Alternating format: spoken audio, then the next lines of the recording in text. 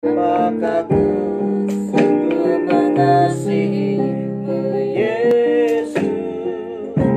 Kau yang Maha Tahu dan menilai hidupku. Tak ada yang tersembunyi bagimu. Laku lihat kebaikanmu yang tak pernah habis di hidupku. Ku berjuang sampai akhirnya kau dapati aku tetap setia. Bapa, kami rindu setiap kami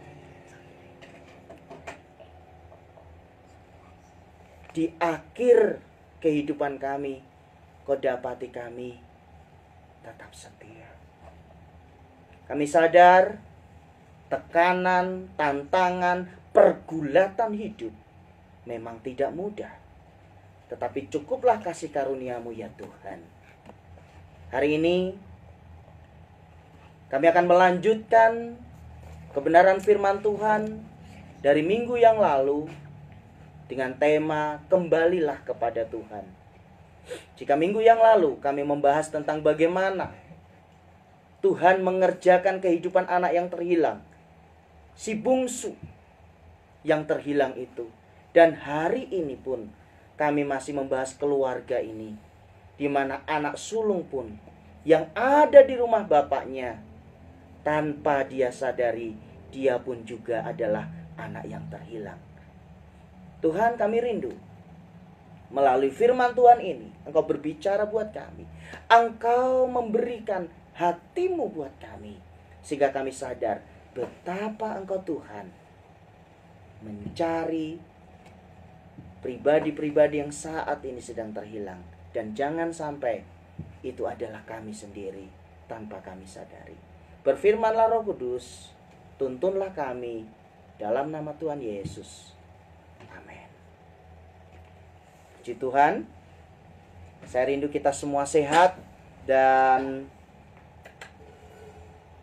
selama sepekan ini kita tidak jumpa. Harapan saya adalah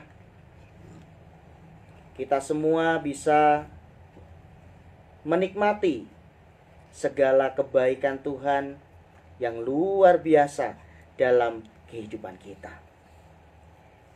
Saya masih melanjutkan firman Tuhan minggu yang lalu di dalam Injil Lukas pasalnya yang ke-15. Kali ini saya akan melanjutkan dari ayatnya yang ke-24. Ini adalah percakapan ayahnya dengan para hamba, dan kemudian dilanjutkan kepada anaknya yang sulung ini.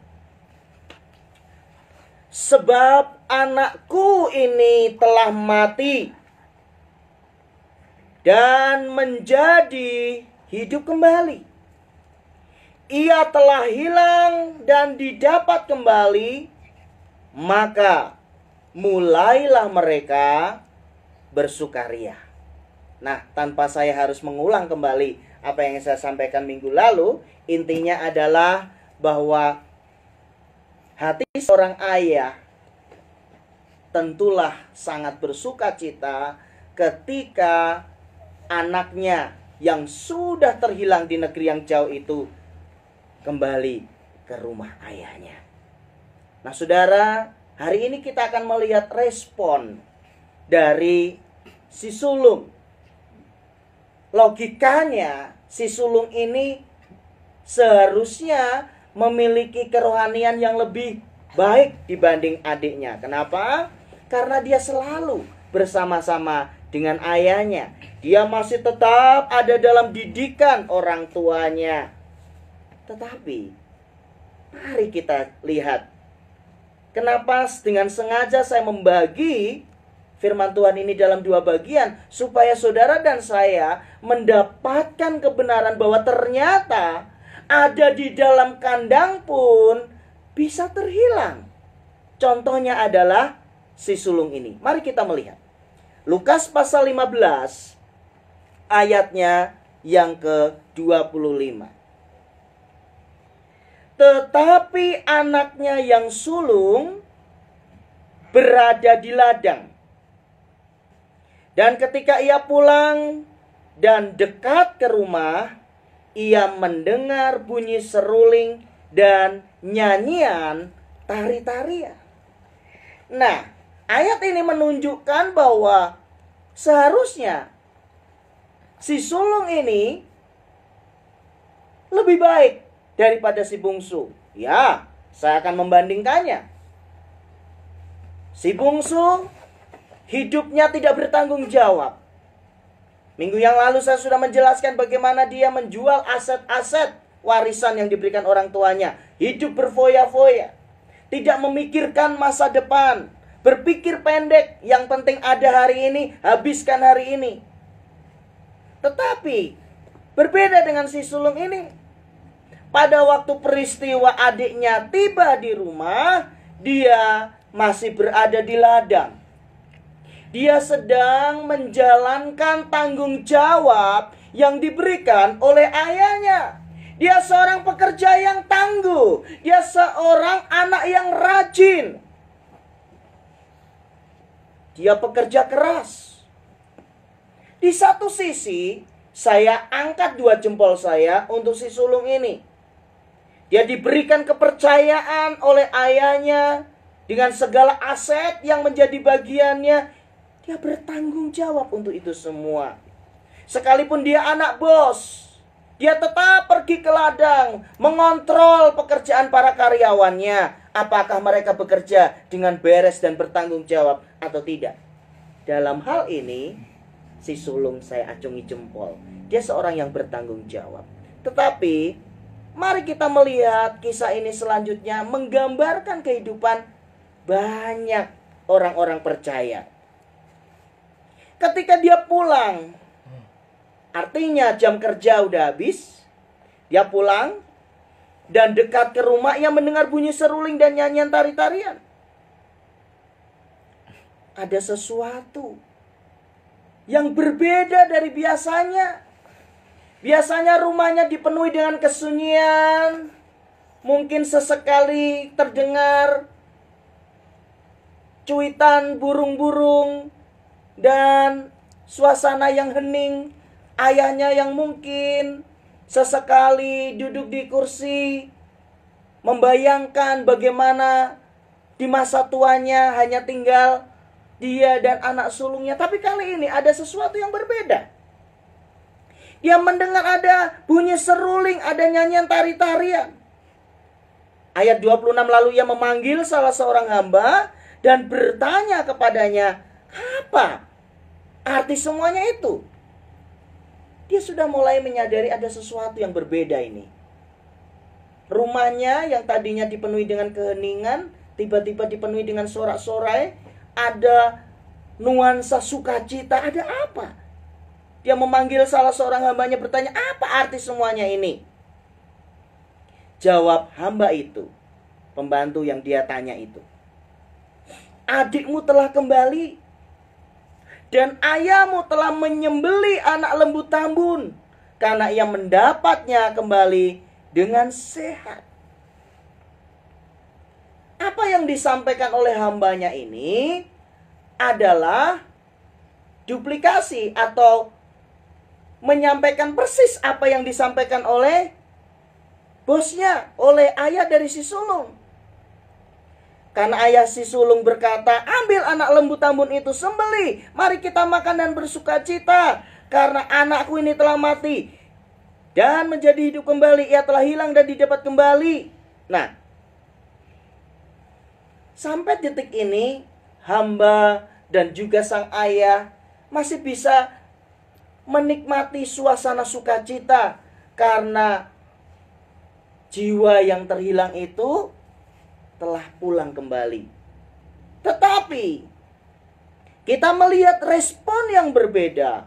Respon yang menurut saya agak mengejutkan. Dan ini yang mau saya bahas hari ini. Kenapa saya membaginya menjadi dua bagian.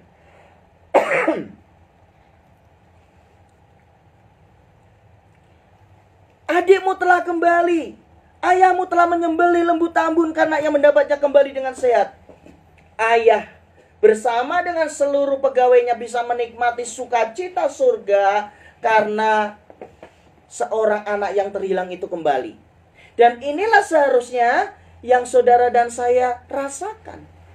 Ketika ada orang-orang yang tadinya sudah ada di dalam lingkungan saudara dan saya percaya kepada Tuhan, terhilang kemudian oleh anugerah Tuhan yang luar biasa. Dengan cara Tuhan yang ajaib, dia kembali lagi kepada kumpulan kita untuk memuji dan memuliakan Tuhan. Harusnya kita bersuka cita. Tetapi kita melihat respon dari si sulung ini.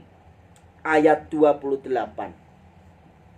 Maka marahlah anak sulung itu dan ia tidak mau masuk. Yang pertama, marahlah anak sulung itu, kemudian selanjutnya ia tidak mau masuk. Saya bahas dulu di sini. Mungkin sebagian saudara yang mendengarkan firman Tuhan ini akan berkata, ya wajarlah dia marah. Kan memang udah kelewatan apa yang dilakukan oleh adiknya. Adiknya minta warisannya sebelum waktunya. Adiknya tidak bertanggung jawab. Begitu sudah habis-habisan, enak-enakan saja pulang ke ayahnya. Lalu ayahnya seolah-olah menganggap semuanya itu tidak pernah terjadi. Menerima, wajar dia marah. Wajar dong. Hari ini saya mau sampaikan satu kebenaran, kewajaran yang tidak semestinya. Bagi kebanyakan orang wajar dia marah, dia jengkel dengan apa yang dilakukan oleh adiknya. Wajar. Tetapi firman Tuhan mengajar kepada kita itu adalah kewajaran yang tidak benar.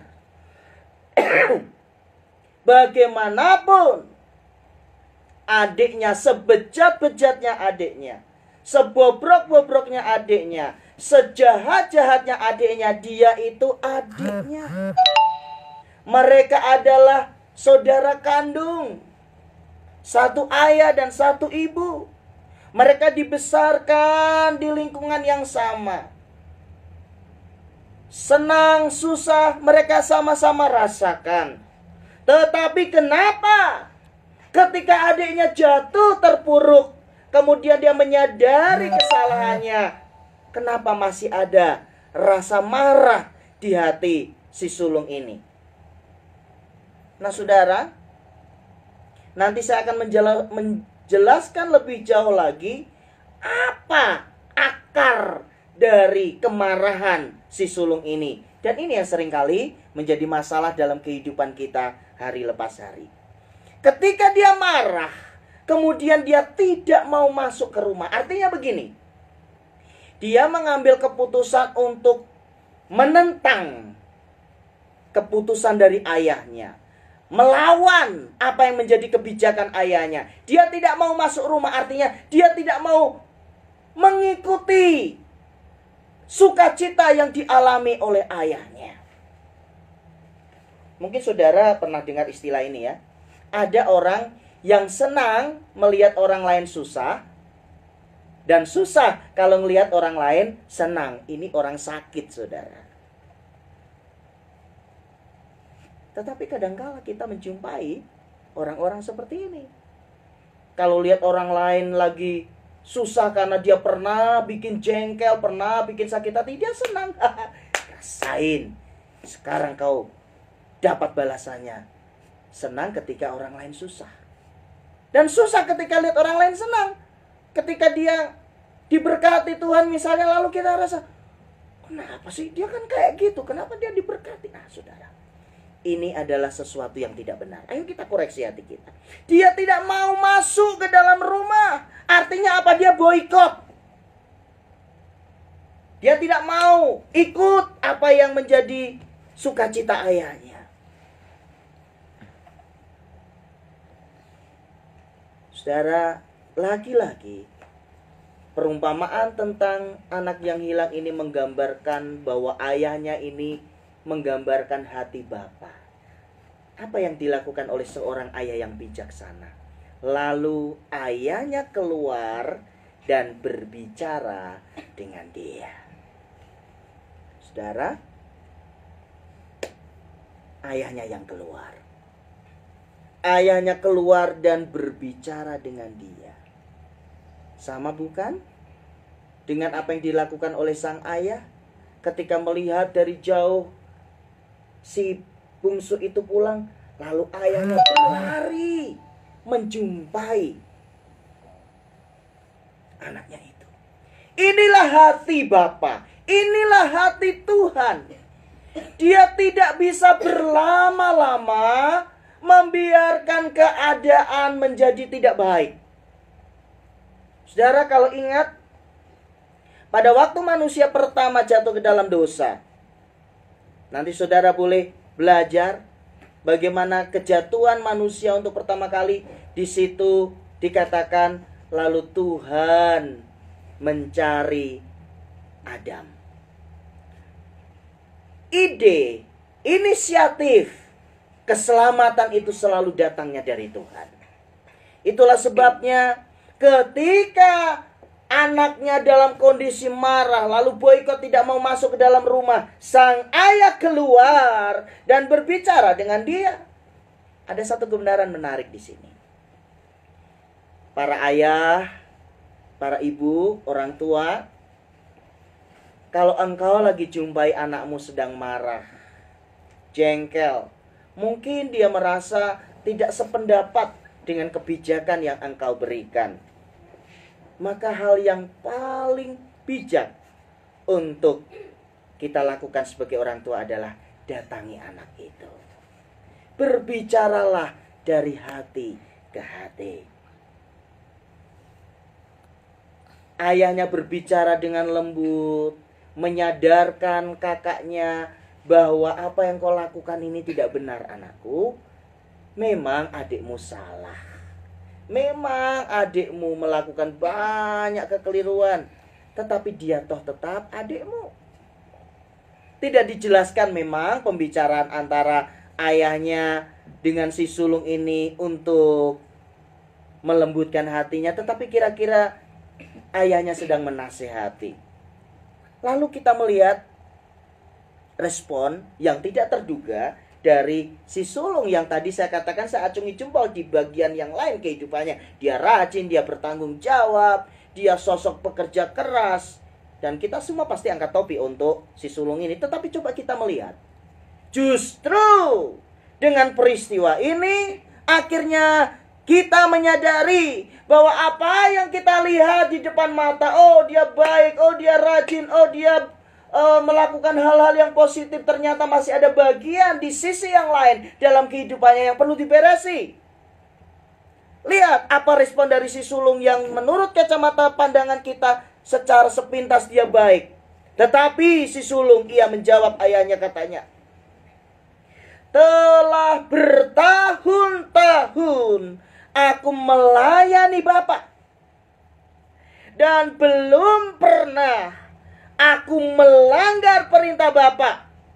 Tetapi kepadaku belum pernah Bapak memberikan seekor anak kambing untuk bersukacita dengan sahabat-sahabatku.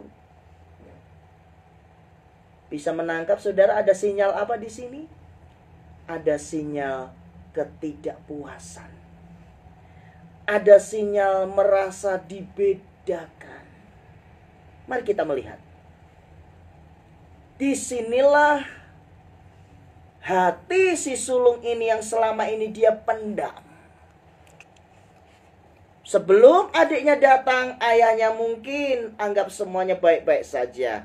Tetapi ketika adiknya datang, apa yang selama ini menjadi kepedihan, kepahitan, kemarahan, itu baru muncul ketika adiknya itu tiba. Dia katakan, telah bertahun-tahun aku melayani Bapak.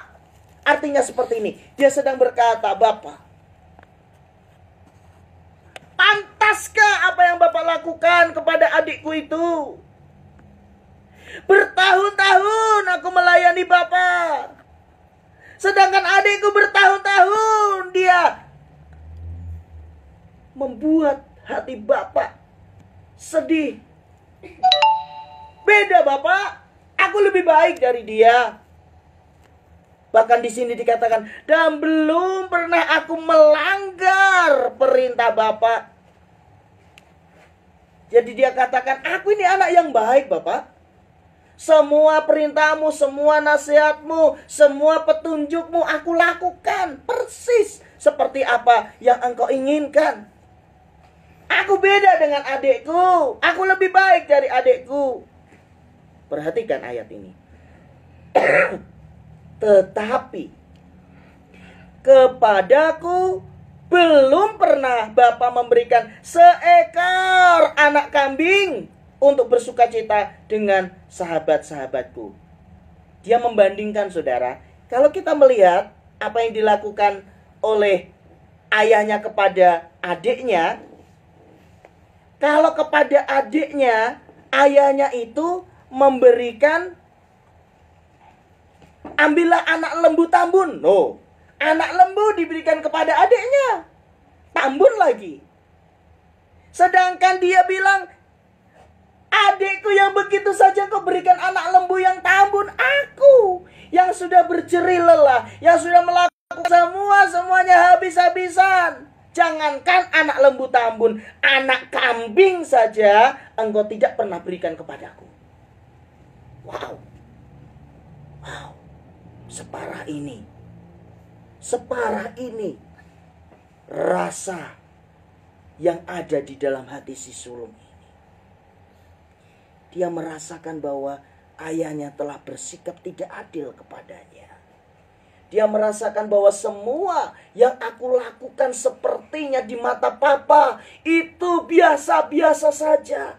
Papa pilih kasih. Kira-kira seperti itu.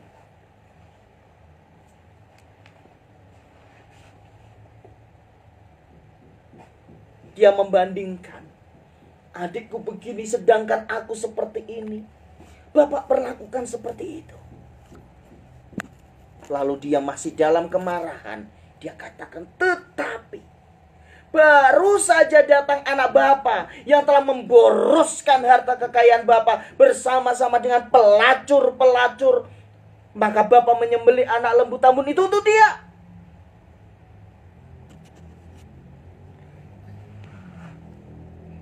Dengan kata lain, si sulung ini berkata,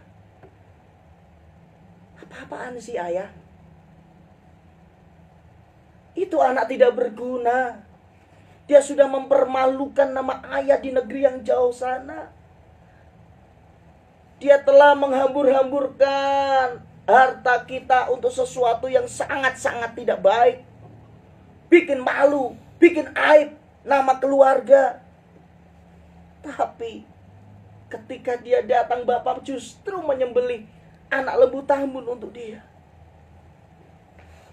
Saudara, kalau saya melihat kisah ini, maka saya ambil kesimpulan bahwa si sulung ini ada perasaan iri di dalam dirinya.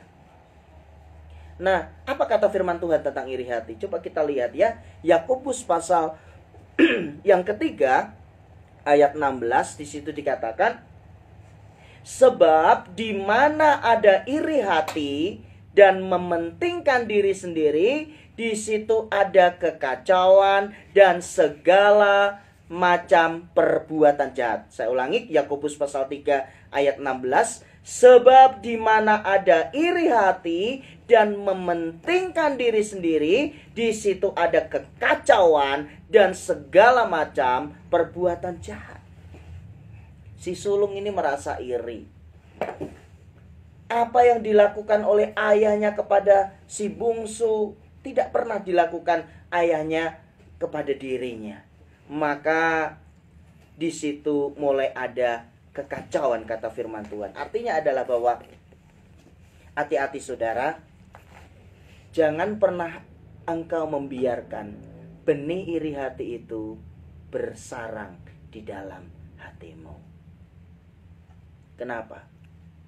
Karena firman Tuhan katakan bahwa di mana ada iri hati dan mementingkan diri sendiri, di situ ada kekacauan dan segala macam perbuatan jahat.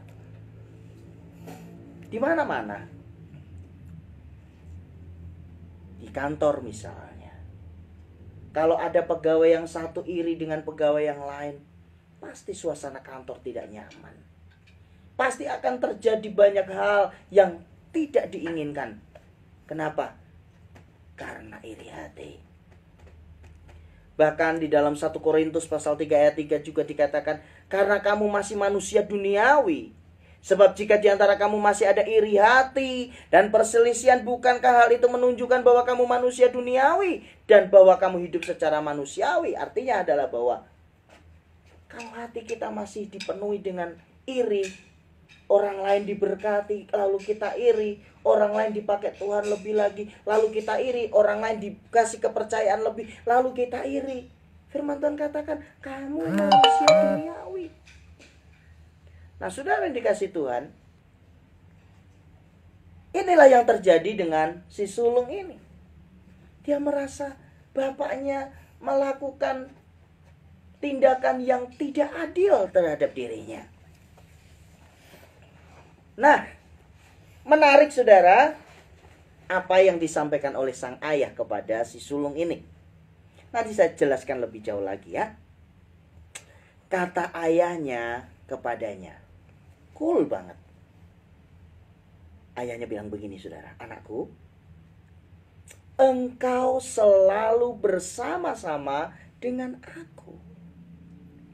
Dan segala kepunyaanku adalah kepunyaanmu. Saudara, minggu lalu kan saya sudah sampaikan bahwa lalu ayah ini membagi-bagikan harta warisan kepada mereka berdua. Fix di situ, saya ulang kembali ya, bahwa untuk yang sulung demikian, untuk yang bungsu segini. Fix dibagi. Artinya adalah bahwa ayahnya ingin supaya si sulung itu menyadari posisinya. Loh, apa kamu itu lupa? Bukankah aku sudah memberikan kepadamu juga apa yang menjadi hakmu?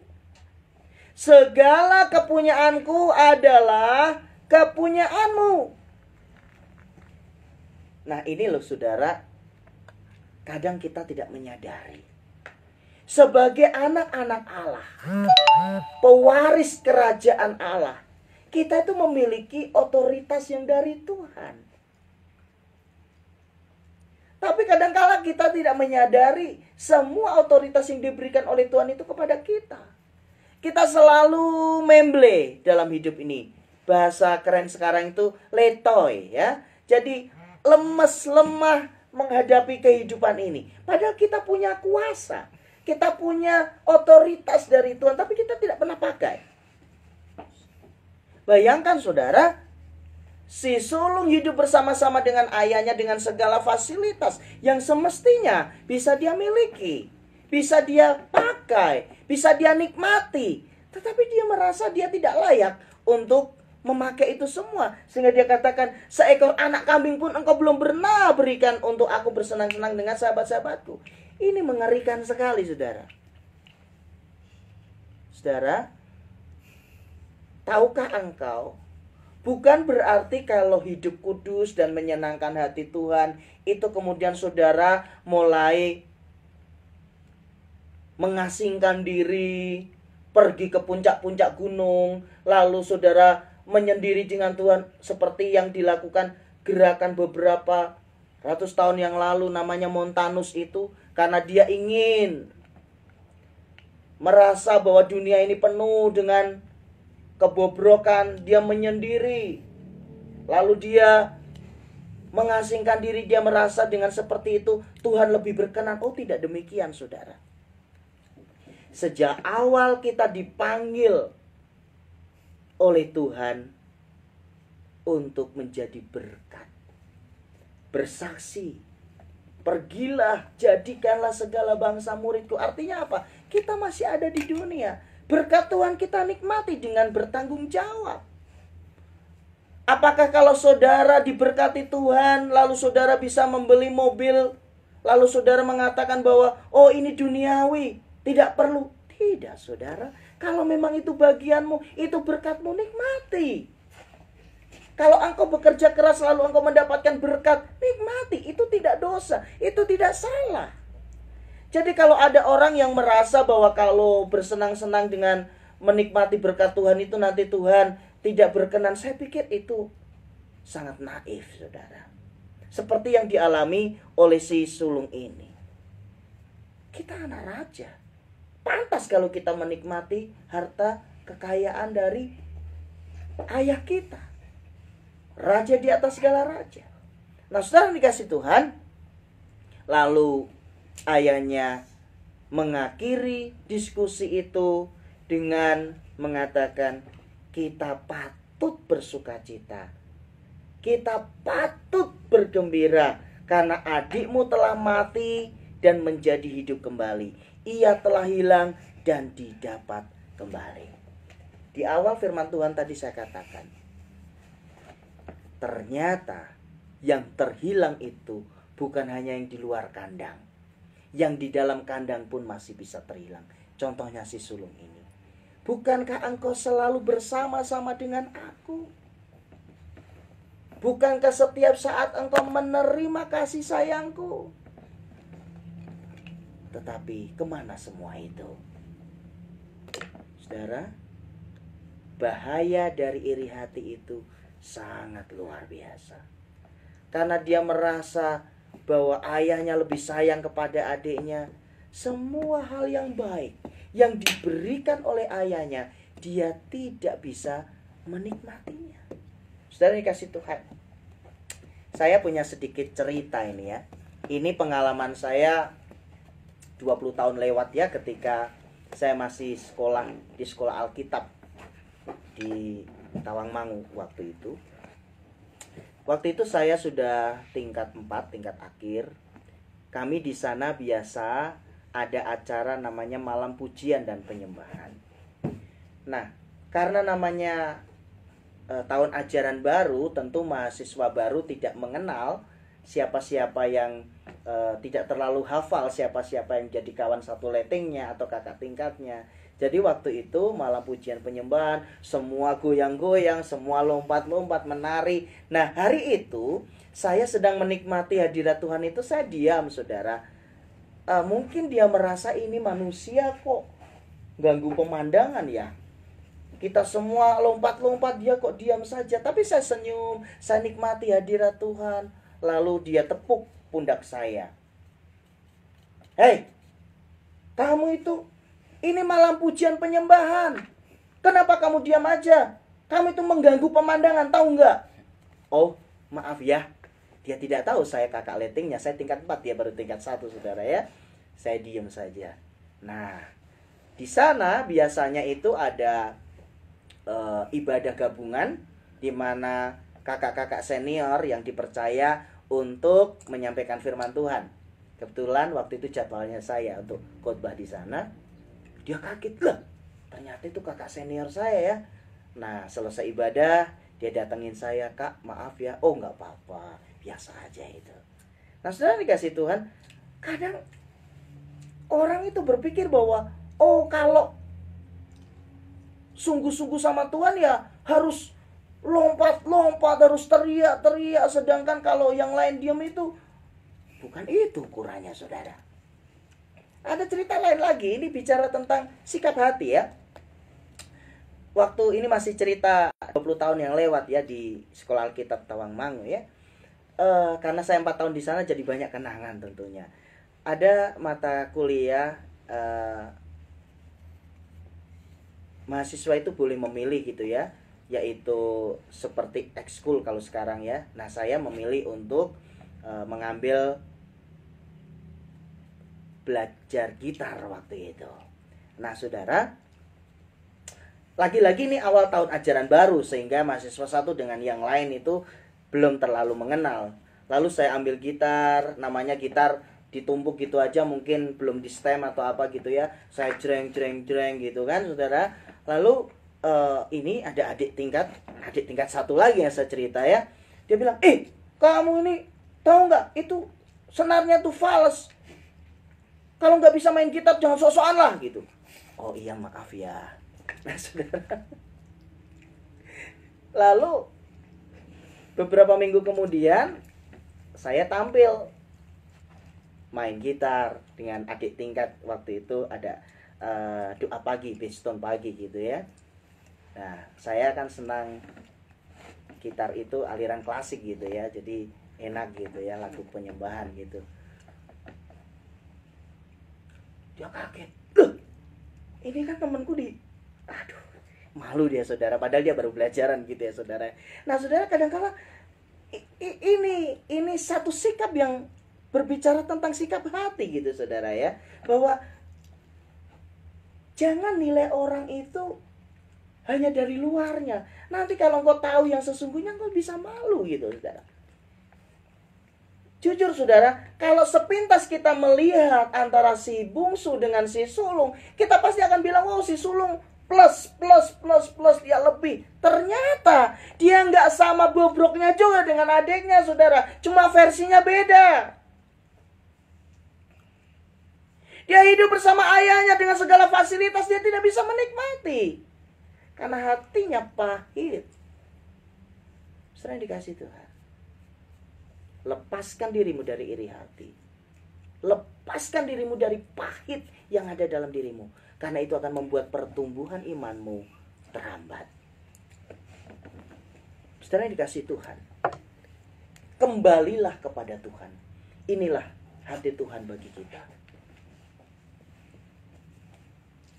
Mari sekarang saya rindu, sebelum saya mengakhiri firman Tuhan, kita coba introspeksi diri kita.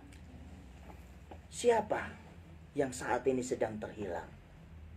Apakah dia orang tua kita? Apakah dia mertua kita?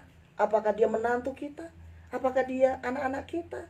Apakah dia saudara-saudara kita? Atau jangan-jangan saudara sendiri yang terhilang? Hati Tuhan saat ini merindukan mereka yang terhilang itu kembali. Dan jangan pernah engkau berpikir bahwa pantaslah dia seperti itu, karena semua kelakuan yang dia lakukan. Saudara, Tuhan Yesus naik di atas kayu salib mati bukan untuk orang baik, tetapi untuk orang berdosa. Itulah sebabnya kalau hati kita merasa nyaman karena aku sudah diselamatkan dan engkau tidak pernah merasa gelisah, ada orang-orang berdosa yang membutuhkan keselamatan dari Tuhan Yesus, berarti engkau sedang tidak beres. Engkau tidak memiliki hati Bapa yang menghendaki semua orang itu diselamatkan. Kesimpulannya, kembalilah kepada Tuhan.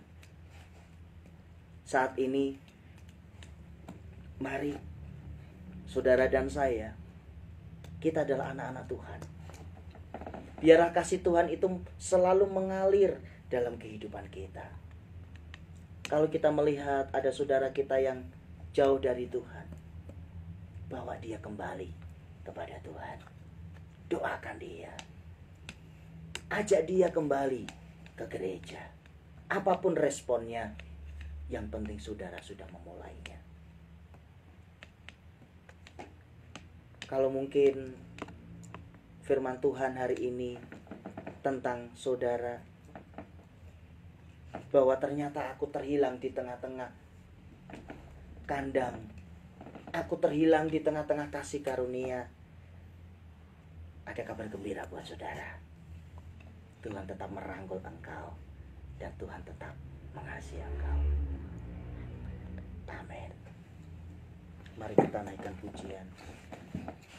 Selidiki aku lihat hatiku.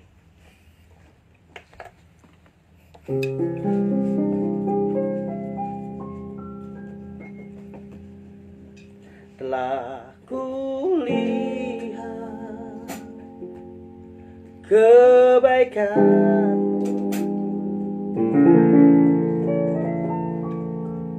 yang tak pernah habis di hidup.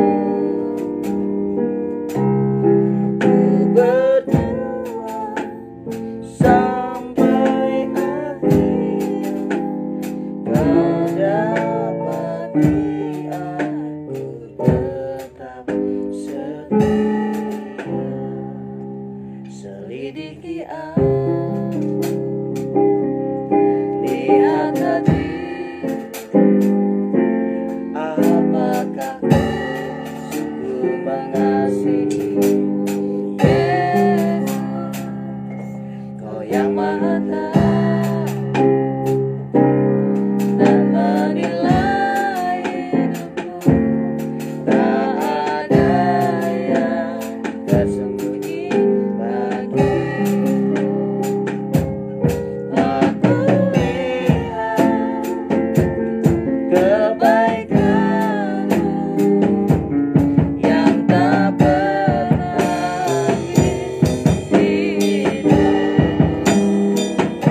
Ku berjuang sampai akhirnya, Kau dapati aku tetap setia. Lah kulihat kebaikan-Mu yang tak pernah habis di hidupku. Ku berjuang sampai akhirnya, Kau dapati aku tetap setia. Kau dapati aku tetap setia.